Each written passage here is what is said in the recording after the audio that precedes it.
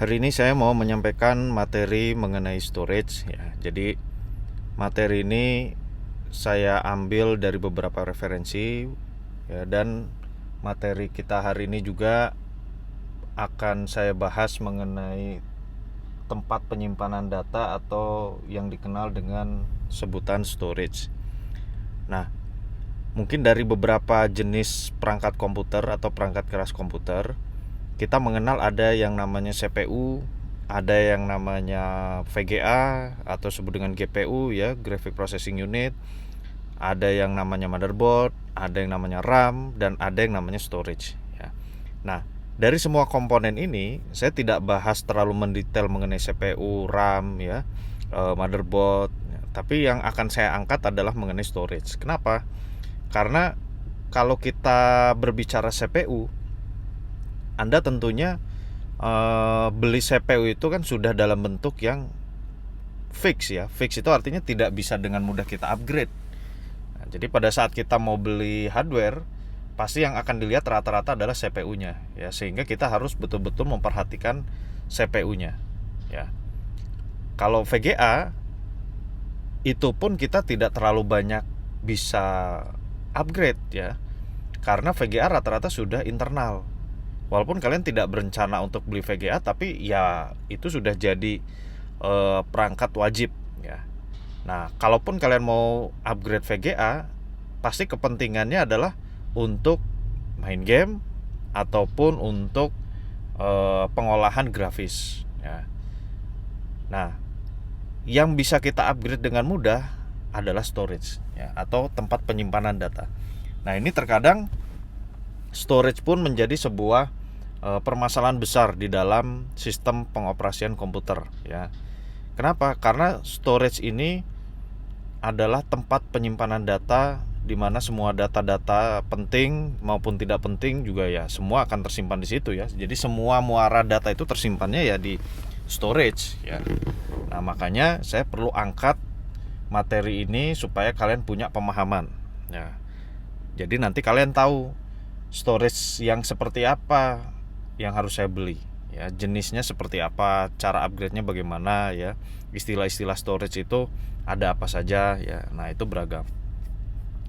Nah, tapi sebelum saya bahas lebih lanjut, saya ingin menjelaskan secara singkat ya, bahwa yang namanya data di dalam komputer itu disimpan dalam bentuk medan magnet ya. Nah, sebelum adanya teknologi storage yang canggih ya, awal mula data disimpan itu sebetulnya tidak menggunakan medan magnet ya, tapi menggunakan yang namanya punch card, kartu berlubang. Nah, seiring berjalannya waktu, akhirnya ditemukanlah cara untuk menyimpan data menggunakan medan magnet ya. Nah, yang dikenal dengan sebutan teknologi hard disk ya. Kalau kita ngomong storage orang nggak ngerti, tapi kalau ngomong hard disk langsung nangkep ya. Hard disknya sekian puluh giga, hard disknya sekian puluh tera misalkan. Itu kalau bicaranya storage. Nah, tapi sebelum itu saya mau bahas satuan ya, satuan bilangan. Jadi sebetulnya data itu disimpan dalam bentuk bit ya, binary digit. Binary digit ini adalah tidak lain kumpulan angka 0 dan 1 ya, jadi 0 atau 1. Itu disebut dengan bit ya, binary digit. Nah, bagaimana bit itu tersimpan? Ya tergantung teknologi yang digunakan ya. Kalau storage itu menggunakan medan magnet, berarti 01-nya adalah kutub utara dan kutub selatan ya. Kutub utara itu merepresentasikan bilangan 0 dan kutub selatan itu merepresentasikan bilangan 1. Jadi kalau mau menyimpan data ke dalam hard disk atau piringan yang menggunakan medan magnet, ya sebetulnya hanyalah memanipulasi kutub utara dan kutub selatan. Jadi kalau misalkan di dalam hard disk itu mau nyimpen data sebuah bilangan 001, ya berarti utara-utara selatan. Nah, ilustrasi sederhananya begitu. Dan setiap hard disk pun memiliki yang namanya sektor ya. Sektor itu kalau kita ilustrasikan semacam ubin ya. Jadi satu sektor itu satu ubin. Satu ubin itu satu bit ya, satu bilangan. Nah, satu bilangan itu adalah satu sinyal yang tersimpan, entah itu kutub utara maupun kutub selatan. Nah, jadi kurang lebihnya seperti itu ya. tentu dengan teknologi medan magnet yang dimiliki oleh hard disk itu sangat-sangat kecil ya, rapat sekali, nggak kelihatan ya, kotak-kotaknya pun tidak bisa dilihat, hanya bisa diperbesar oleh mikroskop. Nah, oke, 1 bit itu adalah 0 atau 1. 8 bit itu sama dengan 1 byte. Ya, jadi 1 byte itu sama dengan 8 bit. Nah, itu memang sudah standar ya, aturan standar bilangan biner. Jadi kalau 1 byte itu tidak lain adalah 8 bit ya. Nah, pertanyaannya adalah kenapa 1 kilobyte itu 1024 ya? Karena 1 kilobyte itu adalah 2 pangkat 10. Jadi bukan 1000 byte ya, tapi 1024. Nah, atas dasar itulah kenapa ketika kalian beli hard disk, beli flash disk atau bentuk penyimpanan apapun, kita beli yang 1 giga itu realnya tidak 1 giga tapi 900 sekian ya. 1 giga itu sebetulnya hanyalah pembulatan ya, supaya orang nggak susah ngomongnya, supaya orang nggak bingung ya. Jadi sebetulnya ketika perangkat storage itu dibuat, itu memang tidak akan bulat bilangannya itu ya, bilangannya itu tidak akan bulat. Nah, supaya gampang ngejualnya, nah ini sebetulnya salah satu strategi marketing juga ya, supaya tidak membingungkan bagi orang awam. Dibulatkanlah menjadi 1 giga atau 1024 giga. 1024 kilo ya. Maaf, 1024 mega ya, itu sama dengan 1 giga. Nah, tapi karena pada saat proses produksi itu tidak mencapai 1024 atau 1 giga, hanya 900 sekian-sekian, nah akhirnya dibulatkan saja 1 giga gitu ya. Nah, terus penyimpanan data sekarang sebetulnya masih berada di tera ya. Beberapa tahun ini kita masih sering mendengar tera, satuan tera. Masih belum sampai peta ya.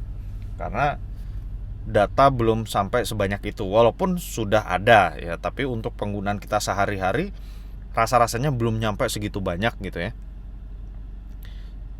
Nah, masih sekitar 2, 3, 4, 5 tera ya harddisk yang sekarang beredar di pasaran. Nah, ini tadi yang sempat saya ceritakan. Pada saat era awal penyimpanan data, itu sebetulnya data disandikan ke dalam sebuah punch card ya, kartu berlubang. Nah, itu tahun 1745 ya.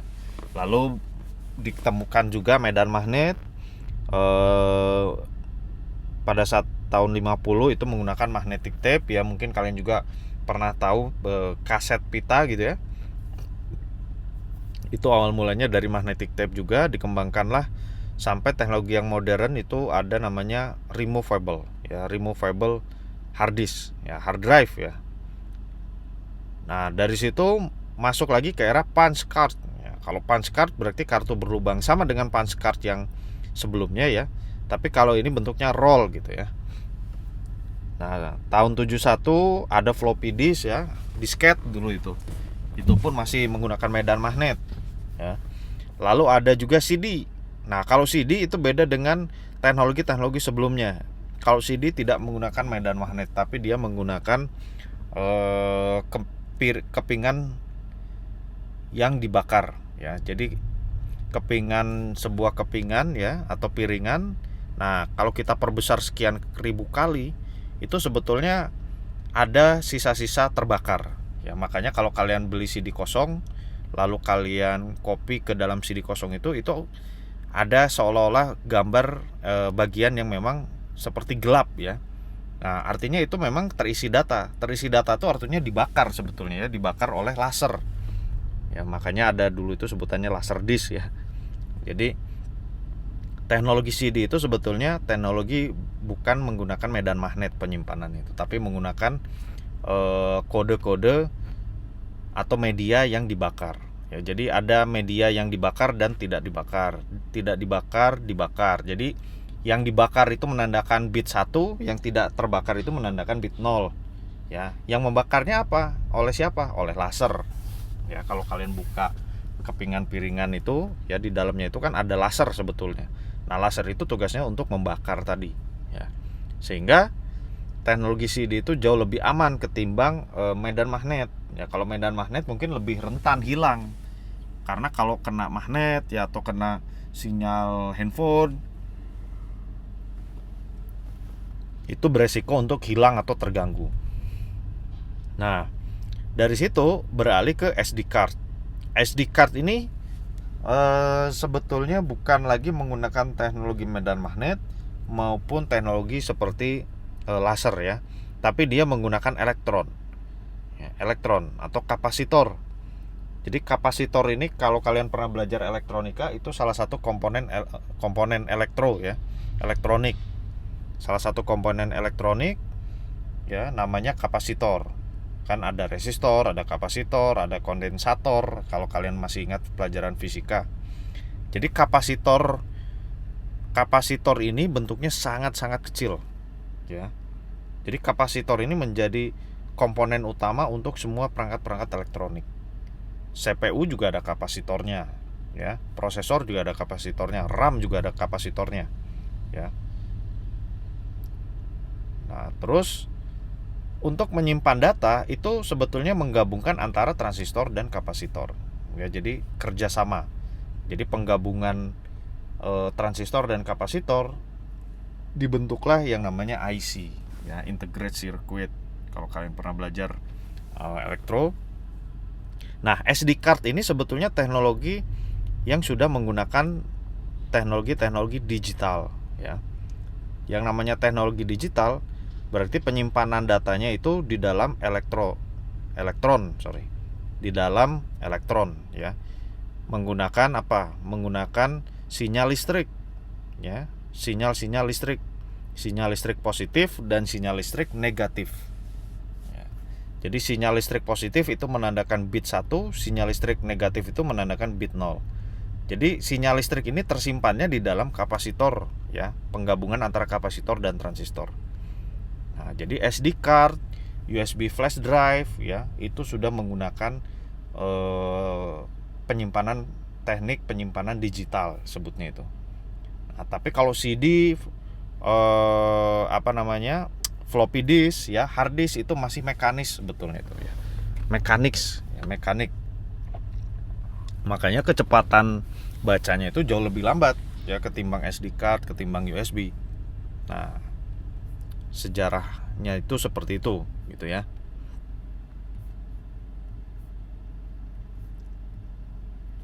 Nah, terus ada tipe dari storage. Tipe dari storage itu ada DAS, ada NAS, dan ada SAN ya. Singkatannya bisa kalian lihat, DAS itu adalah Direct Attached Storage, NAS itu adalah Network Attached Storage, dan SAN itu Storage Area Network. Nah, nanti saya coba jelaskan, paparkan satu persatu di sini ya. Nah, sebelum itu kita lihat ada lapisan-lapisan storage ya. Yang paling bawah itu adalah hardware tentunya. Ya, hardware itu menjadi komponen penyusun ya paling dasar. Terdiri dari apa saja? Ya, disk tadi ya, kabel, controller ya. Terus satu layer di atasnya ada namanya teknologi RAID ya, nanti saya bahas juga. Terus ada blok protokol ya, menggunakan protokol apa? SCSI, SATA. Terus ada file system ya, ext4, v32, NTFS, dan ada file protokol.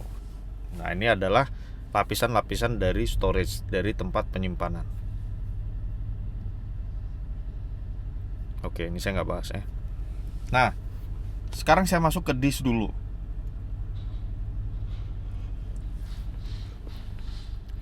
Disk itu sendiri ada dua jenis ya.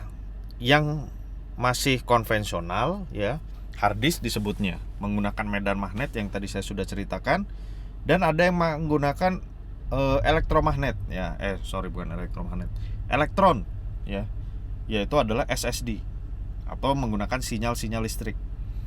Di dalamnya ada transistor dan kapasitor. Nah, itu adalah SSD. Sekarang SSD sudah mulai banyak digunakan, sudah mulai banyak dikenal orang ya. dengan kecepatan yang dimiliki, mengalahkan hard disk mekanik, ya, mengalahkan storage konvensional yaitu hard disk mekanik. Nah, terus ada tape, ya. Tape juga jangan salah, itu masih banyak yang pakai. Buat apa? Buat melakukan backup data. Jadi untuk melakukan backup data sekarang masih menggunakan tape, ya. Mungkin kalian belum pernah melihat atau belum pernah mengamati penggunaan tape. Tapi kalau di perusahaan-perusahaan besar, data itu diarsipkan, ya. Data itu diarsipkan menggunakan tape.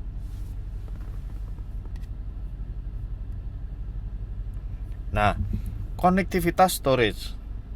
Konektivitas storage itu ada teknologi ATA, ada teknologi SCSI. Ya.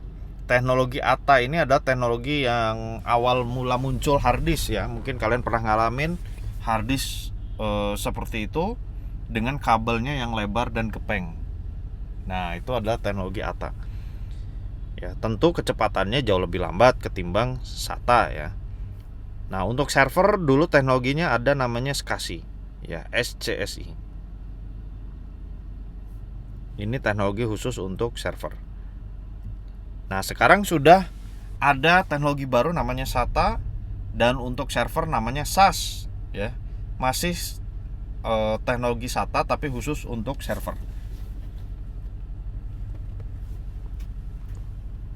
Nah, tentu kecepatannya jauh lebih tinggi, ya, jauh lebih tinggi ketimbang teknologi SCSI maupun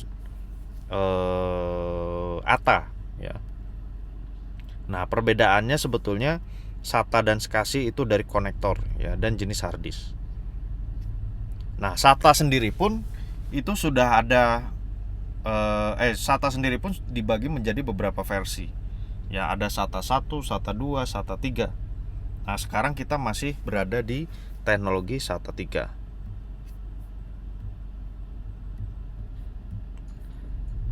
Nah, terus ada yang namanya controller. Jadi controller ini biasanya digunakan untuk menambah jumlah port, ya. Kalau misalkan server itu biasanya kan hard disknya banyak. Nah, bagaimana cara menambahkan portnya? Itu tambahkan yang namanya controller, ya. Nah, ini adalah teknologi DAS yang tadi saya bahas di awal, ya. DAS ini adalah salah satu cara menghubungkan, ya, menghubungkan storage ke komputer. DAS ini disebut dengan direct attached storage atau local storage, yaitu sistem storage yang menghubungkan disk secara langsung menggunakan media penghubung SATA atau SAS. Jadi komputer kita, laptop kita itu sebetulnya menggunakan DAS, ya. Secara DAS. Nah, terus ini saya nggak usah bahas dulu, ya. Nah, selain DAS, ya, untuk bisa meningkatkan kemampuan storage, nah, kita perlu menggunakan cara lain supaya storage itu bisa diperbanyak, ya. Nah, salah satu caranya adalah menggunakan teknologi RAID. Jadi kalau kalian punya hard disk nganggur lebih dari satu misalkan, kalau tidak menggunakan RAID, biasanya kalian kan paralel aja gitu, ya. Satu hard disk itu bisa dipartisi jadi berapa bagian. Hard disk 1 2 partisi, hard disk 2 5 partisi misalkan. Nah, biasanya kan begitu. Tapi alangkah lebih baik kalau kita menggunakan teknologi RAID, ya. Apa itu RAID? RAID itu adalah logical storage, ya, logical disk. Jadi kita bisa bikin hard disk virtual. Kita punya 5 hard disk, 5 hard disk itu nanti bisa gabung seolah jadi satu hard disk gitu. Nah, itu namanya RAID, ya. 2 hard disk bisa dibacanya jadi satu hard disk. 3 hard disk bisa baca jadi satu hard disk. Itu namanya teknologi RAID. Nah, caranya adalah kita perlu punya yang namanya controller, ya. Perlu punya yang namanya controller. Ya, tentu selain controller juga hard disknya itu sendiri. Nah, biasanya kalau kita pakai komputer-komputer yang sekarang, ya, itu sebetulnya storage-nya sudah ada, RAID-nya sudah ada di dalam motherboard, ya. Tapi kalau belum mendukung RAID, ya mau nggak mau kita harus tambah perangkat, yaitu perangkat RAID controller. Nah, nanti tinggal kita atur di BIOS ya. Kita atur di BIOS, tampilannya kurang lebih seperti itu. Ada di sini contohnya ada 2 hard disk ya, Intel SSD. Nah, digabungkan menjadi satu hard disk RAID 1 ya, RAID 1 mirror. Nah, itu jadi hard disk baru ya. Nah, tapi ada caranya nanti bagaimana supaya kapasitasnya bertambah ya. Atau kapasitasnya sama walaupun hard disknya ada 2. Nah, tapi bisa meningkatkan kinerja. Jadi hard disknya jauh lebih cepat nanti ya. Nah, itu ada teknologi RAID. Jenis RAID itu ada berbagai macam ya, ada banyak sebetulnya itu. Ada sebutannya RAID 0, RAID 1, RAID 2, RAID 3, RAID 4, RAID 5, RAID 6 ya. Itu teknologi RAID. Jadi teknologi RAID ini beragam. Tapi yang mau saya bahas yang paling dasar itu adalah RAID 0 dan RAID 1. Nah, untuk RAID 0 ya, itu disebut dengan strip ya. RAID 0, contoh saya punya 2 hard disk. Kalau saya setting jadi RAID 0, maka ketika ada data tersimpan itu didistribusikan. Data pertama itu disimpan di RAID 1, di disk 1, disk 0, data kedua di disk 1. Ya, begitu seterusnya. Jadi kalau kita lihat ilustrasi di slide ya, itu ada sekumpulan data 0, 1, 2, 3, 4, 5, 6, 7 ya. 0 itu tersimpan di disk 0, 1 itu disimpannya di disk 1 ya, dan seterusnya sehingga data itu disebar secara merata ya. Nah, kelebihannya apa kalau kita pakai RAID 0? Kecepatannya jadi meningkat 2 kali lipat ya. Kecepatannya bisa meningkat 2 kali lipat karena beban kerjanya kan dibagi. Nah, tapi kelemahannya atau kerugiannya kalau salah satu hard disk rusak, maka datanya pun hilang semua udah ya. Nah, itu kalau kita menggunakan RAID 0. Nah, tapi kalau RAID 1, kita menggunakan RAID 1, itu datanya di mirror. Ya, jadi kalau kita nyimpan data itu akan diduplikat. Ya, nyimpan di disk 0 dan nyimpan juga di disk 1. Ya, biasanya kita menggunakan RAID 1 itu untuk backup. Jadi kalau kalian ingin punya data backup tanpa repot-repot nge-backup manual, ya gunakan saja RAID 0 RAID 1 ya, atau disebut dengan RAID mirror sebutnya itu. Nah, kelebihannya apa? Kelebihannya adalah kalau RAID 1 itu ketika salah satu hard disk rusak, nah ada hard disk satunya. Jadi nggak perlu khawatir data kalian itu hilang ya, karena sudah tersimpan di hard disk satunya secara otomatis ya.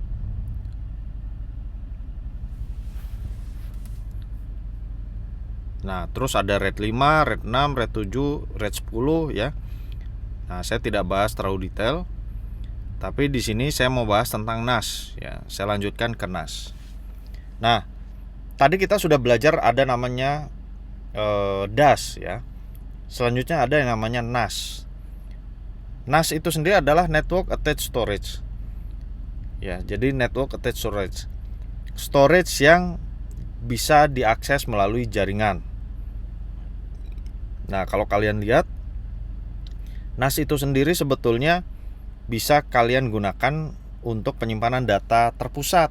Ya, jadi kalau datanya sering tercecer ada di komputer A, B, C, terus ngumpulin satu-satu gitu ya, atau pakai flash disk, ngopi data tiap sore. Nah, solusinya pakai NAS. Jadi kalian beli sebuah NAS ya, tinggal nanti berapa kapasitas hard disk yang mampu disimpan. Umumnya sih minimal 2 di dalam NAS itu ya, karena dia akan menggunakan atau menjalankan RAID ya.